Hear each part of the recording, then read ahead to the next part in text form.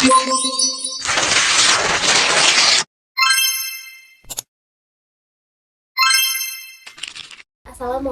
warahmatullahi wabarakatuh.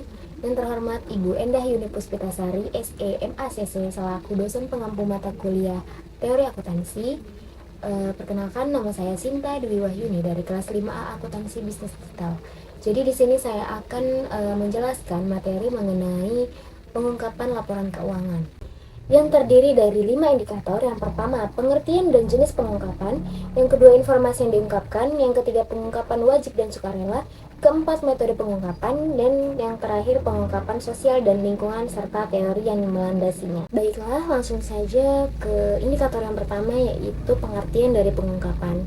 Jadi, pengungkapan atau disclosure dalam laporan keuangan adalah bentuk penyampaian informasi dalam laporan keuangan yang dibutuhkan untuk optimalisasi kehidupan operasi pasar modal yang efisien kepada pihak-pihak yang membutuhkan berupa pembahasan dan analisa manajemen. Kalau menurut Ghazali atau Khairi tahun 2007, disclosure berarti tidak menutupi atau tidak menyembunyikan.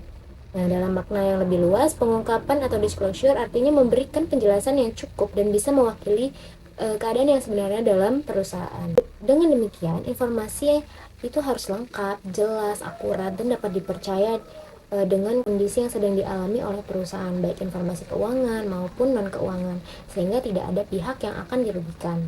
Indikator yang kedua yaitu informasi yang diungkapkan. Kepada siapa sih informasi ini diungkapkan? Jadi laporan keuangan perusahaan itu ditujukan kepada pemegang saham, investor, dan kreditor yang sesuai dengan pernyataan oleh FASB dalam SVLC nomor 1. Informasi yang harus diungkap yaitu keputusan mengenai apa yang harus diungkapkan didasarkan pada tujuan dan dasar laporan keuangan.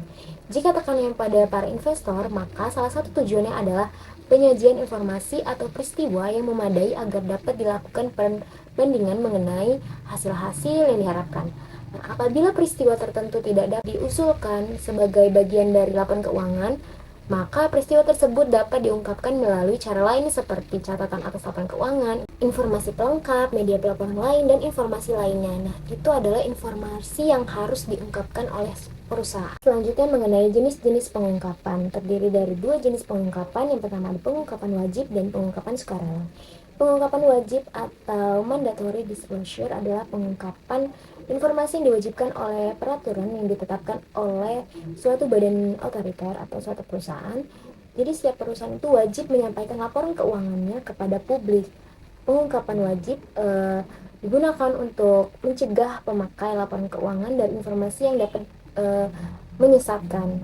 Jadi pengungkapan wajib ini merupakan pengungkapan minimum yang dinyatakan oleh peraturan yang berlaku. Peraturan yang mengatur hal tersebut dikeluarkan oleh pemerintah melalui keputusan Ketua Bapepam seperti yang ada yang di sini. Itu ada No. 38/PM/1996. Jadi yang menyatakan bahwa semua perusahaan yang telah melakukan penawaran umum dan perusahaan publik wajib untuk menyampaikan laporan tahunan. Kemudian peraturan tersebut diperbarui dengan surat edaran Ketua Bapepam seperti yang telah ditampilkan ini. Ada nomor SE 02/PM 2002 yang mengatur tentang penyajian dan pengungkapan laporan keuangan emiten dan perusahaan publik untuk setiap jenis industri. Nah, untuk pengungkapan yang jenis kedua yaitu sukarela atau voluntary disclosure. Pengungkapan sukarela adalah pengungkapan informasi yang tidak diharuskan oleh peraturan yang ditetapkan, tetapi diungkapkan oleh entitas karena dianggap relevan dengan kebutuhan penggunaannya. Jadi, jenis pengungkapan sukarela ini menjadi salah satu cara untuk meningkatkan kualitas laporan keuangan suatu perusahaan, sehingga membantu para investor untuk memahami strategi bisnis perusahaan dan meningkatkan kepercayaan investor untuk berinvestasi. Nah, jadi pengungkapan sukarela ini adalah pengungkapan yang dapat dilakukan oleh perusahaan di luar apa yang telah diwajibkan oleh standar akuntansi atau peraturan badan pengawas. Selanjutnya adalah metode pengungkapan. Jadi pengungkapan melibatkan keseluruhan proses pelaporan. Metode yang umum digunakan dalam pengungkapan informasi dapat diklasifikasikan sebagai berikut. Yang pertama ada bentuk dan susunan laporan keuangan yang formal.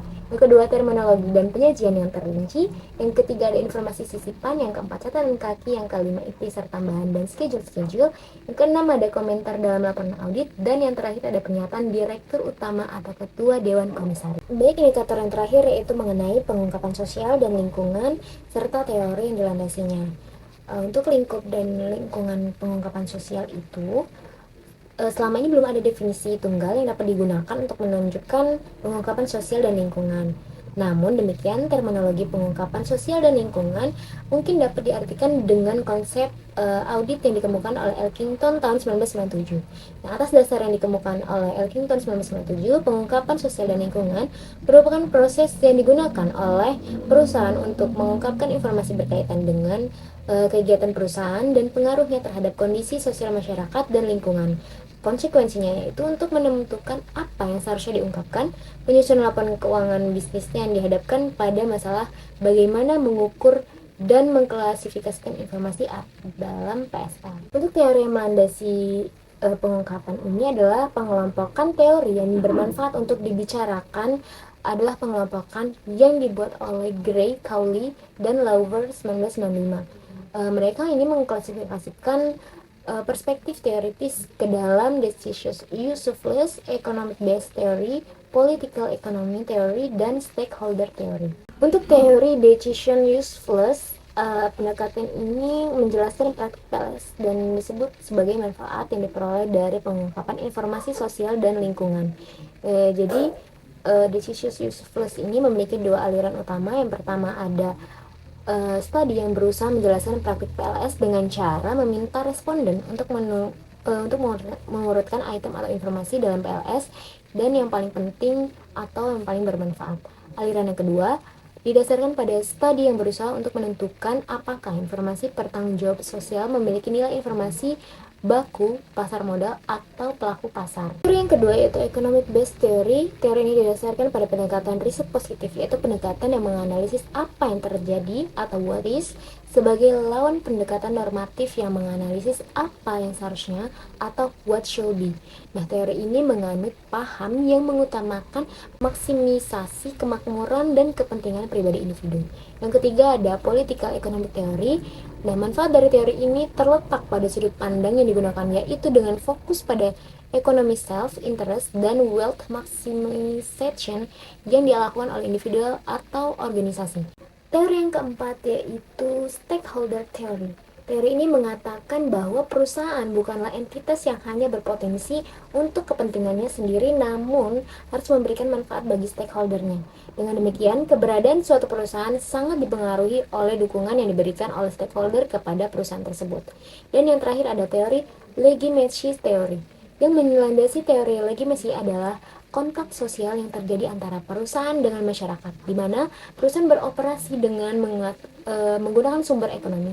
Oleh karena itu, suatu institusi harus lolos uji legimatisasinya dan relevansi dengan cara menunjukkan bahwa masyarakat memang memerlukan jasa perusahaan dan kelompok tertentu yang memperoleh manfaat dan dari penghargaan yang diterimanya betul-betul mendapatkan persetujuan masyarakat. Baiklah, itu tadi penjelasan mengenai pengungkapan laporan keuangan yang terdiri dari 5 indikator yang sudah saya jelaskan. Semoga bermanfaat bagi kalian yang mendengar atau rekan-rekan sekalian memahami yang telah saya sampaikan. Cukup sekian dari saya akhiri. Wassalamualaikum warahmatullahi wabarakatuh.